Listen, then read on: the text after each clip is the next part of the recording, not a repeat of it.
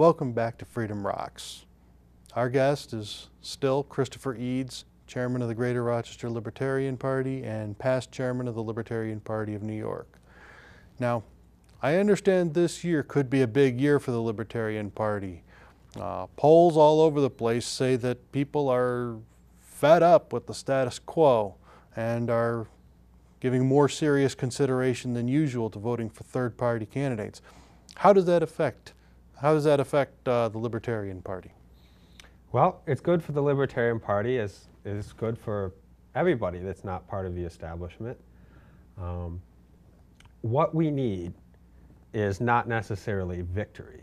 What we need is to become an officially recognized party in New York, which has a host of advantages. It means we'll have to invest a lot less time and money collecting signatures to get our candidates on the ballot, and actually pour resources into things like advertising, voter outreach, and things of that nature, actually get the message out instead of, being totally exhausted after collecting 30,000 signatures like we are this year.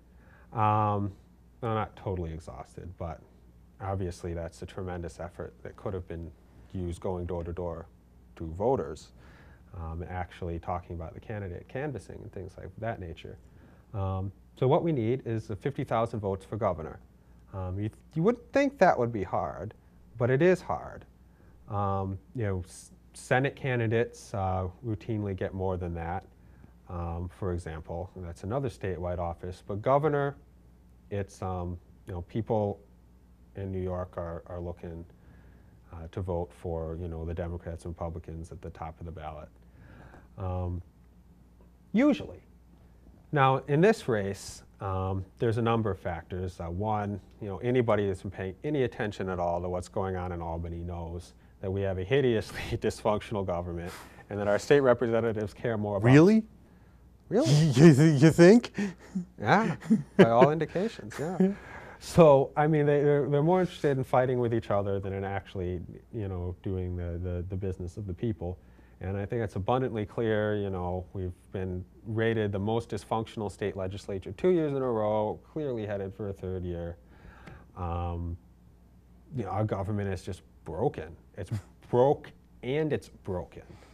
Mm-hmm. And people are ready for a change. And there was a recent poll done that shows that not only are people ticked off at incumbents, they're ticked off at their own representative incumbent, which is unusual. Most, usually people are like, oh, it's the other guys. Yeah. Throw all the bums out, except my guy. I like him. Right. Yeah. Obviously, if everyone thinks that way, then change isn't going to happen. And the other factor, of course, is that really, if you take a look at it, Andrew Cuomo is like at least 30% ahead in all the polls. It's not going to be a close election. It's not going to be a lesser of two evils situation. Things can always change, in the next month, but it would in a heavily Democratic state with a Democrat ahead by 30% in the polls. It's pretty much a foregone conclusion. So what we need to now I understand Andrew Cuomo used to be Secretary of Housing and Urban Development. Oh yeah, he played a key role in creating the housing policies that led to the economic collapse. You mean the policies pushed by the incumbents in Washington, such as lending money for houses banks know darn well people can't afford and getting them in over their heads? Yeah, basically. I mean, the idea is that, we need to drive up home ownership because it's good. And so, people that... Well, now, to be fair, home ownership is good.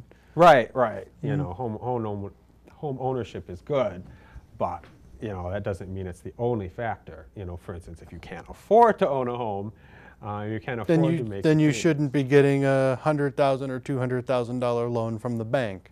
Right, exactly. And the government said, well, we think that the banks are discriminating against poor people by not giving them loans, so we're going to use the regulatory force of government to basically, coerce the banks to create a situation where they will face, heavier and disadvantageous regulation if they don't do what we say.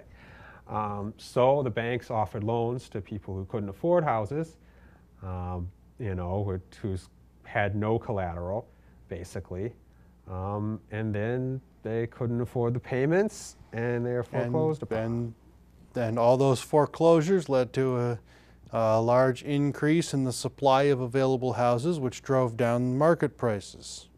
And the rest is history. Yeah. Now, his Republican opponent, presumed Republican opponent, is Rick Lazio. Now, Rick Lazio used to be a congressional representative, and I understand he voted for the Clinton gun ban. Yes, he did. Twice, it's my understanding. He voted for the huge, monstrous crime bill that eventually passed, which arguably could have some redeeming features, but he also voted for the exact same ban as a standalone bill. Yeah, he did.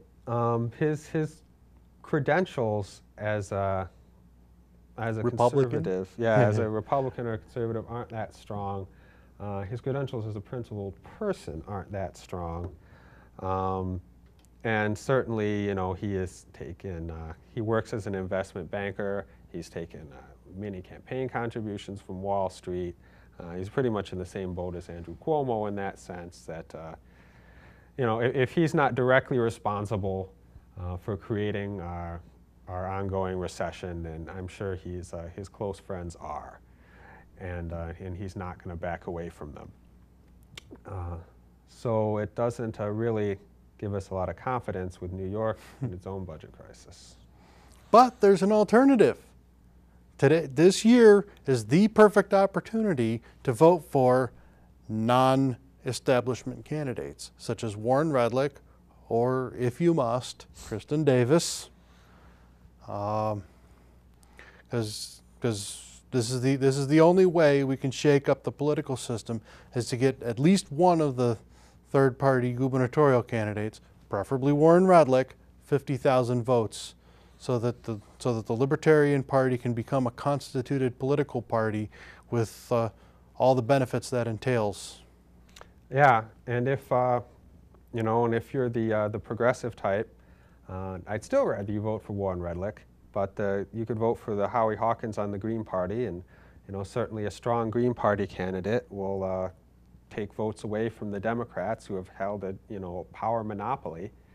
And you know, I'd like to see the Libertarians and the Greens and the anti-prohibitionists. Yeah, anybody actually pick up seats on the local level, which would be much easier if they get 50,000 votes and become an official party.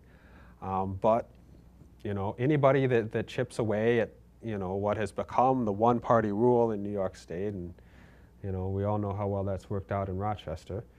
Looking at our schools, fast ferry, all that stuff. And now here it is, the Democrats in control of the whole state. The more people there are to chip away at that, the better it is. So vote Libertarian, but if you don't like Libertarians, vote for some third party. Vote for change. Vote for something different. Vote for a change. Thank you. That's fast. Now, we're just about out of time. Thank you for joining me, Chris. You're welcome. We've been speaking with Chris Eads, the chairman of the Greater Rochester Libertarian Party and past chairman of the Libertarian Party of New York. If you would like more information about Freedom Rocs, you can visit us here at freedomrocs.cybermansoftware.com. Goodbye.